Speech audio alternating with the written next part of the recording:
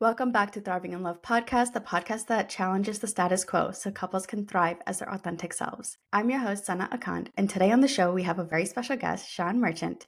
She is a couples therapist and a dating coach. She helps couples on the brink of divorce reconnect and put their wedding rings back on. Thank you so much for being here. Thank you. I'm super excited to be joining you today. Thanks for having me. Yeah, me too. So how did you get started in couples therapy? What inspired you to do this work? So what inspired me to do this work actually is I've always been interested in love and relationships. So even from a really young age, even actually when I was a teenager, I was really fantasizing about having my first boyfriend, and I was really into like reading romance novels at that stage. And then actually I took that fascination and deep interest of relationships into my 20s and got into lots of relationships actually. And there actually I started to find relationships more difficult than what I thought. And one of the main sort of patterns I identified in myself and my relationships was I was choosing relationships for safety and security. And so what that meant is that I never felt that I fully chose. And so I guess some women would say that I settled in relationship, but I found it really hard to be honest with myself about that. And so it took me even into my 30s where it just became like such a strong message within me that I had to break up with a significant relationship. So I started being more honest in my relationships first. And so by that stage, I was already working as a relationship therapist and I was working as a dating coach. But then really my specific interest in couples came when I met my current partner, Josephine. So you said that you started as a dating coach and then you didn't really start working with couples until you got into your current relationship. And 4 years into your current relationship, you noticed some struggle. So we could pick up at that point. And you've been together now for 15 years, which is wild. Yes. I love that. Yeah. Oh, thank you. Yeah. So about 4 years into our relationship, and things had gone fairly peaceful, things had gone well up until then. And so what we did is we did a number of things in quick succession. So we had 2 babies, and then we bought 2 flats in London because we were living in London at the time, and we decided to renovate them ourselves. And so that was sort of extra stress put into our relationship.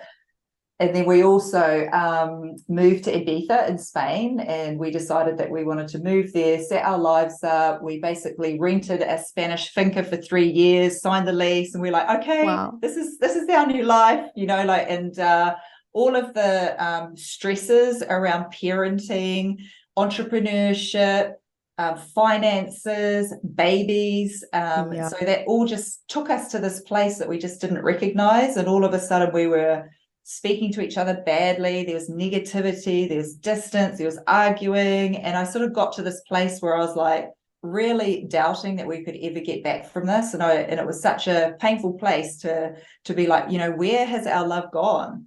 And so what really inspired me to work with couples is actually us getting to that place and then doing the work to transform our relationship and getting to where we are. Well, we work on our relationship every day, but really doing the work. And so I really deeply want couples to, firstly, I believe that relationship is one of the most amazing things that you can have in your life for deep meaning and happiness, and also for growth. And I just want more couples to know that actually, if you find yourself at that place, it's very, very possible to come back and have a really beautiful, healthy relationship.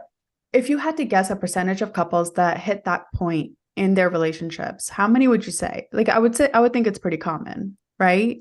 I think it's really, really common. I think that like maybe 50% at least of couples, and maybe even more. I guess I'm thinking of the verge of splitting up, because the thing is couples have a number of different responses to finding themselves in this really difficult place in their relationship, which we call the power struggle in Imago. But, they'll either ignore it. Do you know what I mean? And so they'll have like a relationship exit, which means that they might throw themselves into their job, into their children, into a sport, or they just, those are a couple of examples, or what they'll do is they'll just put up with a high level of reactivity and arguing in their relationship, and they'll sort of settle for a bad relationship, which drains their energy.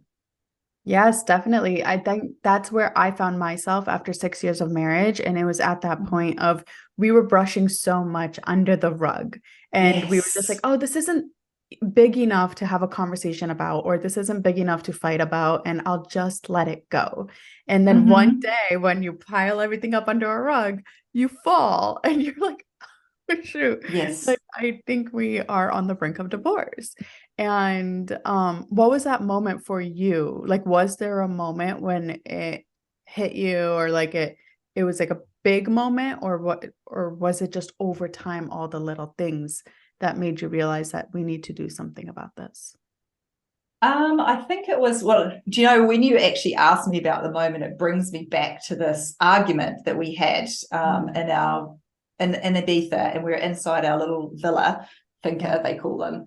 And I just remember us like looking at each other and being so angry you could barely be in the same room as each other. And you know, it's like it's like we both just didn't feel that we each other liked each other anymore. And I remember just feeling so lonely and so rejected in my relationship, and then thinking, I am a therapist, you know, Yeah. I must be able to find something to fix this. Because one thing I also know about myself, and I remember feeling that back then, that if I find it, I'll know it. I'll know it when I find it, but I didn't actually know it then. But that's what actually made me want to search for the solution. Yeah, no, that's so relatable. And how long would you say it took when you made that commitment to start the journey of finding out that solution until you felt like you were at a place of like peace and joy in your relationship again? I want to say it was quite quick, but it was a while. It took me a while to find the right solution actually, because Same. I remember saying that we needed to go to couples therapy for ages before we ever went. I Mhm. remember talking about it in my individual therapy with my therapist, and I remember her saying to me, "You just need to soften." And I look back at that now and I think that's not really helpful advice. Like, how on earth do you soften when you're treating each other like the enemy? Yeah. And then actually it was during COVID, because we ended up moving back to England after from Ibiza just before COVID, and then being in lockdown, and I think that probably definitely put a bit of extra intensity on it. And so then I just searched. I was like, right, I'm gonna find what we need, and I searched and searched and searched on the internet. And then I found Imago, actually, and I read Harville Hendricks's book, Getting the Love You Want. And I remember saying to Joe, this is it. I found the Yeah. solution. She's like, I'm not doing it. Didn't want to do it at first. Yeah. Yeah. Yeah. And then what So, happened? well, then what I did is I talked her into going to a couples workshop with me. And so I'd never been to a couples workshop, and it was like a 2-day workshop. We went to the workshop, and she had a really big insight at the workshop, which was, you know, if you don't stay and do the work in your relationship right now, the one that you're in right now, if you leave, you'll just recreate the same thing, the same dynamic Yep. in a new relationship. So she was like, well, I might as well stay here and work it out with you, because we've been together for at least 10 years by then, and we had children. So it was Yeah. just, I think, like going to the couples workshop gave her the opening, and then we did couples work ourselves, and then I trained to be a couples therapist. And then I took the work home though, because I was just like, you know, I really want to elevate our relationship to like a completely new level. And so we just started doing it at home every day, like exercises and tools and talking to each other. And That's amazing. How long do you think it took her or your partner to come on board and start doing the work too? Was it because they saw that you were improving your own inner work, or like, did you inspire them? How did that start? I think it took her to get to the couples workshop, because originally she didn't want to go to the couples workshop, because at that stage we were really like existing for our own in the relationship and seeing each other as not that, you know, sort of like the enemy, you know what I mean? That person is not Yeah. on my side, they don't have good intent for me. And so the reason she didn't want to come to the couples therapy workshop is because she said it's just another thing that you want to do for your career, and you're just interested in Mm. Imago. And actually, I really wanted us to do it, because I thought it was all around safety. Like Imago is all around like safe communication and safety. And I knew we had no emotional safety in our relationship. And so I was thinking, this is what we really need. So it probably took her a little bit longer than me, because she hadn't read the book. So I was like reading more stuff. But I think it was getting to the workshop. And then when we started in therapy, And then it was probably a gradual thing for us to really start to take on the work. You know what I mean? Like we didn't, I want to say that we jumped into it straight away, but it took us about a year to really start to do it properly. I love how honest you are about that. And I love that you have a partner who is also a woman who is hesitant, because the work that I do with my clients, so many of the women are with, heterosexual men. And a lot of that hesitation comes usually from the man's side, because I think that they don't know how to be vulnerable and how to open up and create that safe space for the partner. So it's so fascinating that your partner is a woman who, I mean, I know that like we all have feminine and masculine energies within us. So it's just really refreshing to hear that even if you are with a woman, that can also be a situation that you come up with. And there are ways you could get through that obstacle. Be patient, have kindness, empathy, take your time. And if you're both dedicated, right? Yes. You can get through it. Yeah, I think sorry, I was just going to say, I think as well Good. for her, like she saw how our relationship started to change as well. And then she's listening to this, so I don't know what she'll say, but anyway, I did make some big changes, because I started to think about the way that I showed up in relationship, and I'm quite fiery, and I think I was a big driver of there not being emotional safety in our relationship.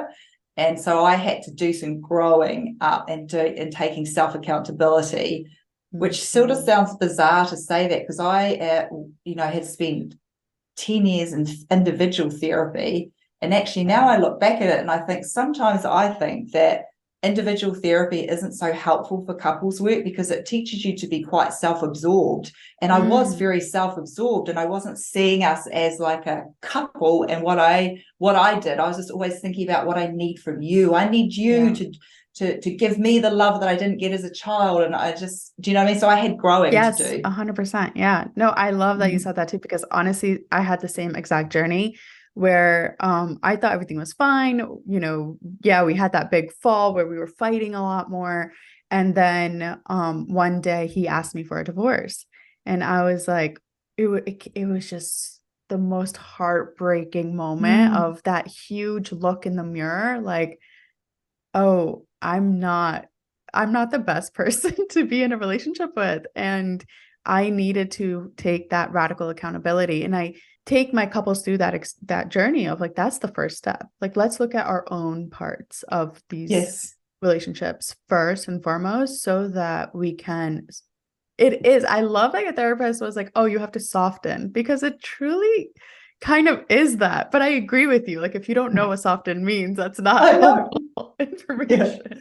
Yeah. If you're in your defenses and you feel under threat, and you're also got all your childhood stuff triggered, how on earth do you soften it? It was like me trying to jump on top of a skyscraper. I just couldn't get it. Yeah, so true. So what are the kind of primary couples that you work with?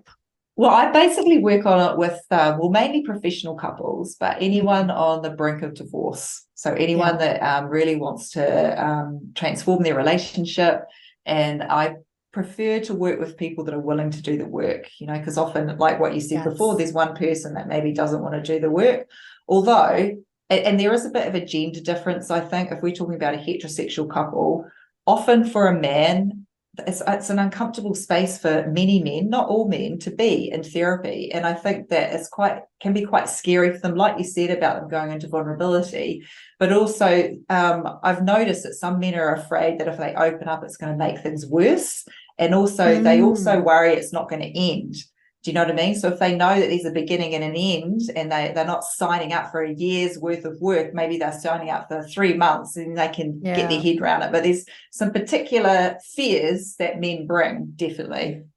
Yeah, that's fascinating. And what would you say was one of like the biggest breakthroughs you've seen in your couples? Do you have like a story to share of one of your favorite breakthroughs? One of my favorite breakthroughs, I think that it would be a couple that he really wanted to change her. And so he wanted her to be more like him.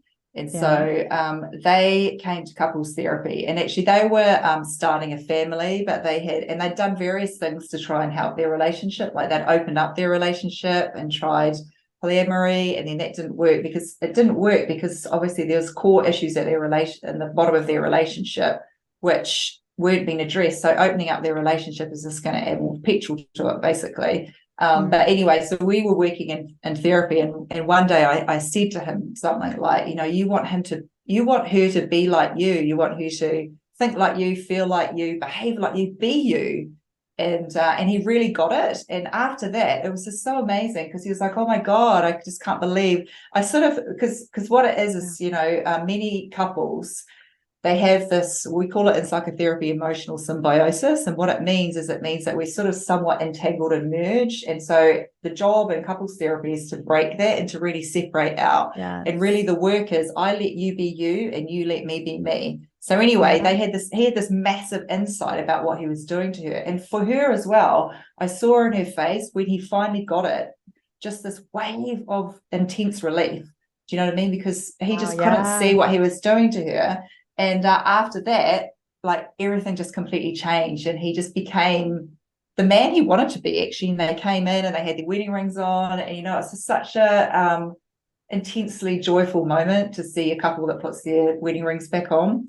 Yeah, that is so beautiful and incredible. You're literally saving love. Like, you're the love doctor. That's Yeah. so amazing. Yeah, it's really amazing. It's just so important. Yeah. I agree. So, so important. I mean, I do believe that our relationships at home determine every single thing in our life, from how we show up at work to how we show up with our energy and our mood. And just like, an off morning can really throw you off for the rest of the day. So it's really important, not to say that life at home should be perfect all the time, but I think the biggest thing is, are you still interested in repair and connection and, doing the exercises? Like you said, you guys work on your relationship daily. I think that is the sign of the most successful relationship, is how much do you prioritize your relationship, and how deep are you willing to go to actually make sure that it stays fun, it stays connected, it stays energetic, that energy doesn't get stagnant and you get into a rut of your relationship because you just give up on it. That's so good. Do you know, I love what you said so much as well, like, just around the fact that firstly, the fact that your relationship being like, I mean, these are slightly different words to what you use, but like the foundation of all things, and that everything flows from there. And I think that too many people are not having high enough standards for their relationship and settling for a relationship that actually sucks them of energy. Do you know what I mean? And you're completely right, because it has such a massive impact on how we perform if we have this soft, because I always say to my couples, I'm always like, I want your relationship to be a soft place, not a hard place of hard edges of blaming and criticism. And do you know what I mean? I want it to be a place where you get the support, and there's the connection and the warmth and the love and the intimacy. And because if we have that, we can just perform so well in our jobs. It flows into the children and the way that we're able to parent. It's just our energy as well. If our relationship is a place that takes our energy instead of giving us energy, it's like, it's such a big shift to think, for many people, actually. So I love how you said that. Yeah, that's so true. And I love how you said that too. I would love to go into the power struggle. So how would you define what the power struggle is, and why do you think couples get stuck there? So the power struggle is actually just a stage in relationship. And so it's the stage after the honeymoon stage. And lots of people don't know about they don't know that the power struggle stage exists, and it's a stage of relationship. So everyone knows about the honeymoon stage. Power struggle stage is basically, so honeymoon stage lasts for most couples between, like, say, 6 months to 18 months, and it's meant to wear off. That's just evolution, basically. And so then we go into the power struggle stage, which is more so when we lose our rose-tinted glasses, and things that used to fascinate us and that we used to admire start to irritate us. And so things just sort of change in the relationship. And then you sort of notice that you're, like, fighting over things. So there's actually two phases of the power struggle. There's the One where many people recognize, where all the things creep in, like the blaming, the criticizing, the bickering, the arguing, the conflict, you know, as it gets more intense. Then there's the other side of the power struggle as well, which I see is more of like the silent face of the power struggle, where people withdraw and they go into their what we call relationship exit. So this is too painful to be in this phase of relationship. I don't know what it is. So I ignore talking about the issues and instead I exit. And so people exit with children. So this is where they put their interest. They turn away, put interest into children, career, sports, TV, addiction, affairs, like all of that type of stuff. And so we have all of that type of behavior going on in the power struggle. And that's what we see at the top of the surface. And then if we dived underneath, what it really is it's like it's our childhood stuff coming in. So the way it's our wounds, basically. So how we long to be loved but weren't, we bring all of that into our adult romantic relationships because our childhood is over. So we bring it all into the adult relationships and we try, the purpose is growth and healing. Because people don't know what it is, don't have the skills to move through that stage to what I call the next stage is peace. And then what they do is they misunderstand it and think, okay, so we're not meant to be together. The only reason we're like this is because we're a bad match, for example. So that's sort of power struggle in a nutshell for me. Yeah. I feel like that happens all the time to so many relationships. And I feel like that's usually the point that most people would just call it quits if they don't have kids, and just try again with someone else and just kind of be chasing that high of the honeymoon stage. And like, as soon as it gets to that power struggle, it's like, whoop, okay, this relationship's over. Like, especially in this time, in this world where there's an abundance of options. Have you ever had a situation with a couple where, they say like, oh, it's just easier to just give this up and try again? And have they ever gotten through that stage and been like, you know what? No, love is worth fighting for? I guess not so much in those specific words, but I definitely have there's definitely a stage for many couples, particularly if there's been an affair, where it's hard work to work through and then they lose hope. So there's the part where they lose hope, and that's where we have to hold the hope because we have to say, keep on going. Do you know what I mean? Because you're almost like walking out in the desert with them, it's in the wilderness. We don't know how long it's going to take us necessarily, but we know where we're going. And so I definitely have experienced that existing, that loss of hope, but that's where I always hold the hope because I know without a doubt if you do what I say and follow this path and develop these skills, and these skills take time, like self-responsibility, accountability, learning how to talk in a really safe way, leading from your vulnerability, all of these types of things, you will get to the next stage, which is I call peace in your relationship. And what does peace look like? So peace is safety. So peace is just where you start to work on your relationship. So the power struggle stage and the honeymoon stage actually are more like the unconscious stages of your relationship. And so we want to first be conscious. And so we are like, okay, so this is where I am. I'm in the power struggle. My childhood stuff's in here.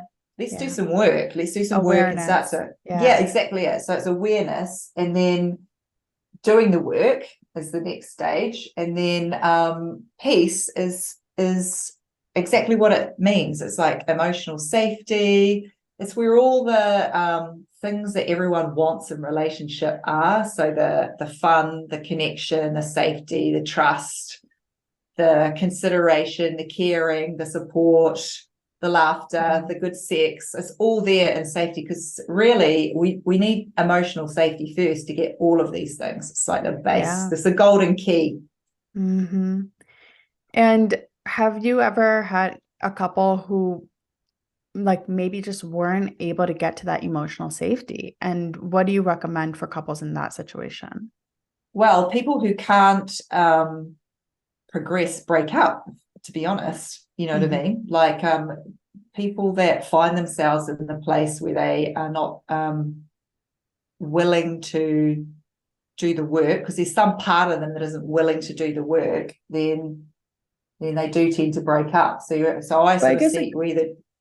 like what would happen if like somebody just can't access their childhood trauma Mm-hmm. and maybe it was something that gave them serious PTSD and they're Yes. not able to take accountability because they can't remember. Oh, yeah, yeah. Is that what you meant? Right. Okay.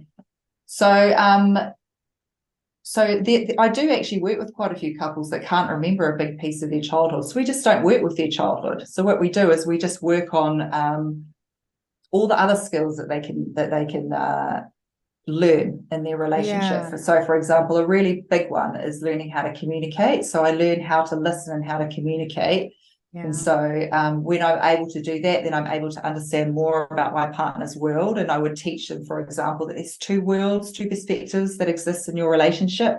So instead of Yes. us fighting over the one, let's really listen to what's happening with your partner. And so, when we're really listening to our partner, particularly when our partner's sharing their vulnerability about what worries me, scares me, hurts me about this. And so we're going more for like a heart-to-heart connection then, and that helps us have Mm. empathy. And then when we have empathy, everything softens up. So yeah, if you can't remember your childhood, then we can still work around that. Yeah, that's really reassuring because I definitely have some people that I talk to and they're just like have absolutely no idea. Like they cannot Mm. remember. And I'm like, Mm-hmm. oh, what do I do? How do I help you? So Yeah. that's really And also nice and I want to say as well that some people just don't want to go there as well. And you have to respect that too. If they're not in yeah. their place where maybe they don't have the capacity, because we all have a timeline. And so sometimes we're ready to address some stuff at a particular stage. And then actually, so what I mean is sometimes we're not ready. Let's say in my 20s, I just didn't have the capacity, the sense of self to be able to face that, but maybe later on I do. So it doesn't necessarily mean that if they're not ready now that they won't do it later. And then you can still learn all this really powerful relationship stuff and start to grow and heal in your relationship, Yeah. without having to go into that. That's so interesting. What would you say are the top three reasons people get into the power struggle phase? Like the top three, like I know you said childhood trauma, childhood Mm-hmm. wounds. Are there like a couple other reasons why people could get into their power struggle phase? Well, the way that the way that I see it, and especially like using Imago philosophy, is we see that as the primary reason. So we're actually in the power struggle because of our childhood that Mm. replays in our relationship. And Yeah. so that's the purpose. The purpose there is growth and healing. So that is Yeah. inevitable. So That's like in the root everyone's. of, so anything other than that would just be a surface level reason. But the Yeah. root is always going to be the childhood Yeah. wounds. Yeah. And it's basically, how we long to be loved, but we weren't. So for example, for me, I wanted to be prioritized, because my dad didn't prioritize me, even though, we've worked through that. And obviously that was Right. my experience.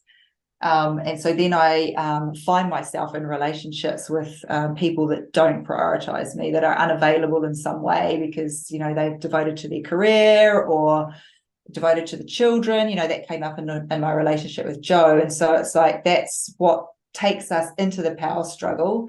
And then Mm-hmm. that's what causes all the intensity. So people have different intensities of power struggles as well, depending on how much of a unhealed of our childhood we have that lives on within us. And so we tend to Yeah. match with someone that has sort of an equal wounding as well. Yeah. Isn't that fascinating? I always say that relationships are such like an energetic union Yes. because Yeah. we literally attract everything that our soul needs for the evolution and like our Yes. highest good.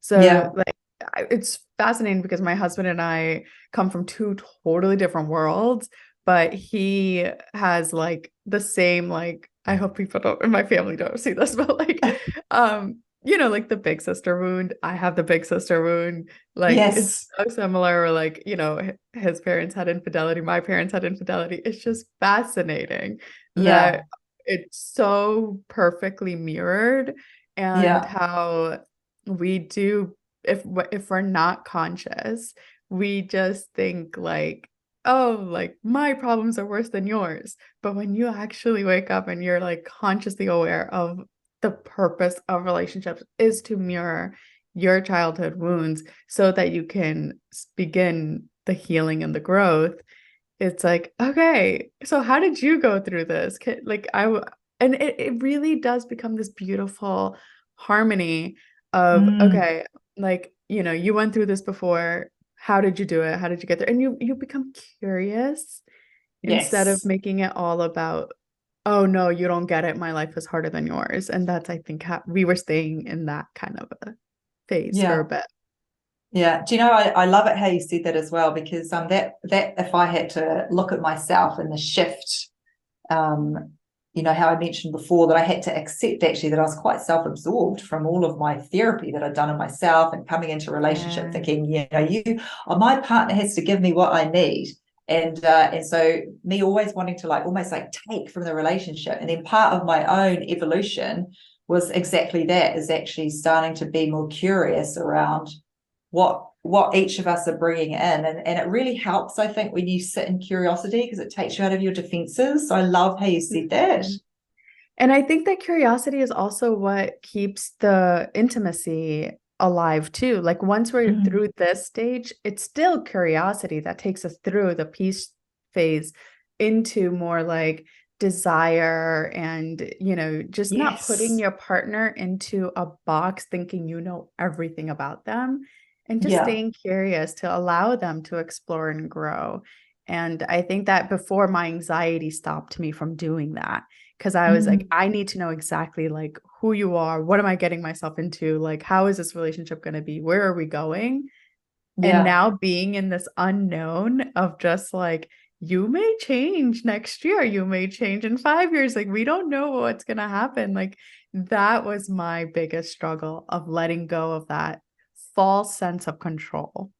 Yes. Yeah. Yeah. Yeah. Totally. And I also love how you talked about the fact that evolving as people as well, because I think sometimes Mhm. we can go into a relationship with someone and we can think that they're like this fixed person. But when you start to work in the container of relationship, it's so amazing how we can both grow and heal and stretch. And Yeah, no, I love that. Amazing. If you had any tips or advice for my viewers today, if they are stuck in the Mhm. power struggle, what would be your piece of advice for them? My first piece of advice would just be to say that don't misunderstand where you are in your relationship. And if you find yourself in a difficult phase of your relationship, firstly, learn communication skills. So communication skills and listening skills are going to take you a really, really long way. And just to know that most people actually don't have the sufficient relationship and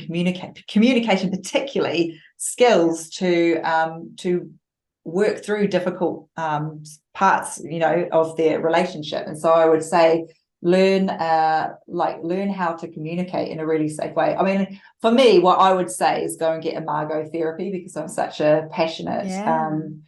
I'm so passionate about it, because that's the path that I use to transform my own relationship. And so obviously there's other paths. So I'm sure that you teach Mhm. your clients other ways, but I would say educate yourself as well. So Harville Hendricks' book Getting the Love You Want is a really great way to start reading about the power struggle. And firstly, and I guess just to finish off with that, is just to embrace the work. That's what I'd love to say. Embrace the work. And find ways to make it fun. I feel like we Yes. could, make the vibe at home really welcoming and a safe space, knowing that we're about to go into some deeper conversations that may not be the most comfortable. So, like, I always say, like, set the mood, play some soft music, light a candle so you remember that this is supposed to be about love.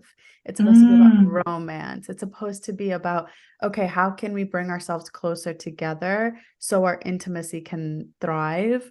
Also, being okay with not always being on the same page, but yes. allowing that space to be curious about each other's worlds and say, oh, that's so fascinating that you see things that way because I don't see it that way at all. but it's so Yes. cool to know how your brain operates. Yeah, I love that. And I think that's one of the biggest insights you get from this work, isn't it? Like being able to Oh grow yeah. into being able to allow that difference in your partner is amazing. Yeah, Yeah. I love Changed that. my life. I also love how you said about thinking about the environment. And because actually I don't, that's not one thing I talk to my clients about. And I was thinking that I'm actually going to steal your little idea there, because I love Yeah. the idea of lighting a candle, like to make it like a sacred ritual that you're doing this Exactly. relationship work. So I love it. Yeah. And I think the sense like also kind of like remind you in the future, oh yeah. And when you remember it, smell it again, it's like, man, we have come a long way in our relationship. And it just kind of like reminds you of like that connection again. So that we're not getting caught up in life and we forget that like being intentional about your relationship can really transform your entire life. That's why I Yes. love that.